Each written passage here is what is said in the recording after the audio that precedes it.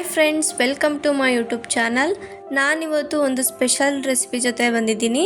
ಅದೇನೆಂದರೆ ಕ್ಯಾರೆಟ್ ಅಕ್ಕಿ ರೊಟ್ಟಿ.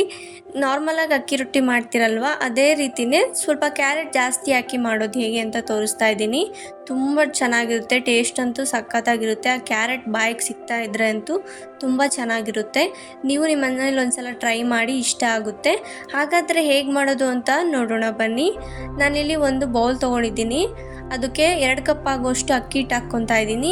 ನಾವು ಈ ಅಕ್ಕಿ ಹಿಟ್ಟನ್ನ ಮನೆಯಲ್ಲೇ ಮಾಡಿರೋದು.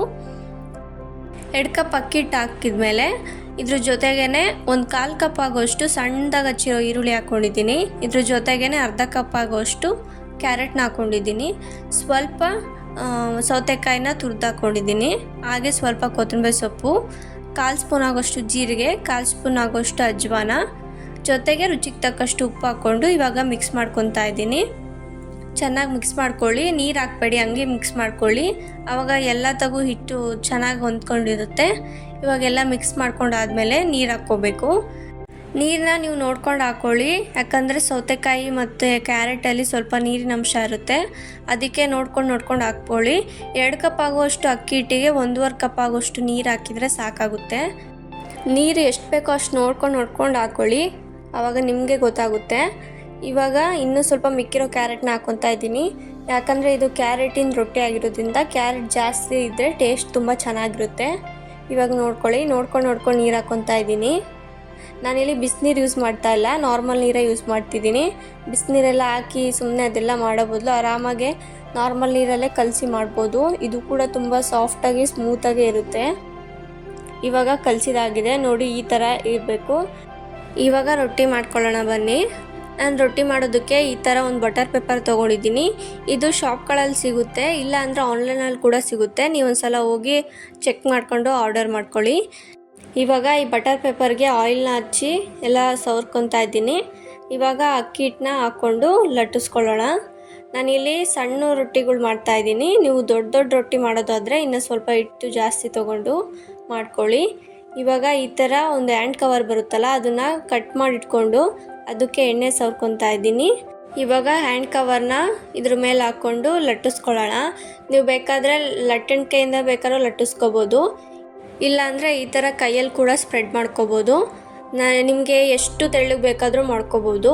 ನಾನಿವಾಗ ಕೈಯಲ್ಲೇ ಸ್ಪ್ರೆಡ್ ಮಾಡ್ಕೊತಾ ಇದ್ದೀನಿ. ಈ ರೊಟ್ಟಿ ಅಂತೂ ತುಂಬ ಸಾಫ್ಟಾಗಿ ಚೆನ್ನಾಗಿರುತ್ತೆ ತಿನ್ನೋದಕ್ಕೆ. ನೀವು ತೆಳ್ಳಗೆ ಮಾಡ್ಕೊಂಡಷ್ಟು ರೊಟ್ಟಿ ತುಂಬ ಚೆನ್ನಾಗಿರುತ್ತೆ, ಒಳ್ಳೆ ಪೇಪರ್ ಥರ ಇರುತ್ತೆ. ಇವಾಗ ನಾನು ರೌಂಡ್ ಶೇಪಲ್ಲಿ ಮಾಡ್ಕೊಂಡಿದ್ದೀನಿ ನೋಡಿ. ಈ ಥರ ಈಸಿಯಾಗಿ ಸ್ಪ್ರೆಡ್ ಆಗ್ತಾ ಇದೆ, ಯಾಕಂದರೆ ಎಣ್ಣೆ ಹಚ್ಚಿರೋದ್ರಿಂದ ಈಸಿಯಾಗಿ ಸ್ಪ್ರೆಡ್ ಆಗುತ್ತೆ.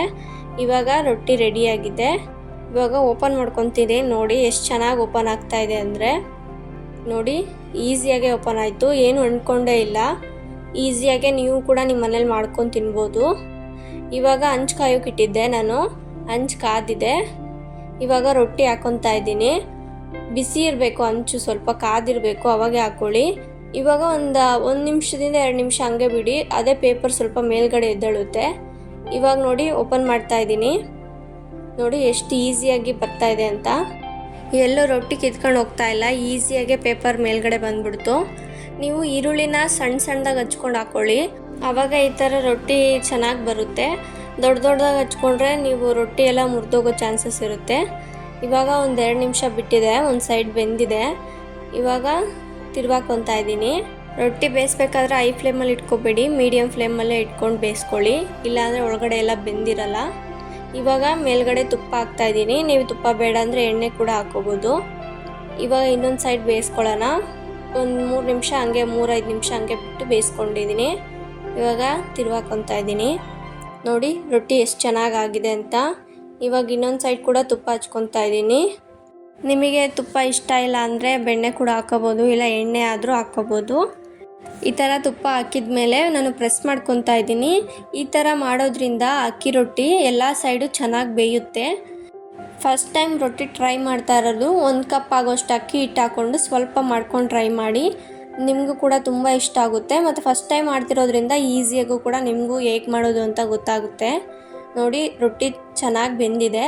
ರೊಟ್ಟಿನ ಚೆನ್ನಾಗಿ ಬೇಯಿಸ್ಕೊಳ್ಳಿ, ಅವಾಗೆ ತಿನ್ನೋದಕ್ಕೆ ಚೆನ್ನಾಗಿರೋದು. ಇವಾಗ ರೊಟ್ಟಿ ರೆಡಿಯಾಗಿದೆ ನೋಡಿ. ನಾವು ರೊಟ್ಟಿನ ಎಷ್ಟೇ ಪ್ರೆಸ್ ಮಾಡಿದ್ರೂ ಅದು ಮುರಿತಾ ಇಲ್ಲ.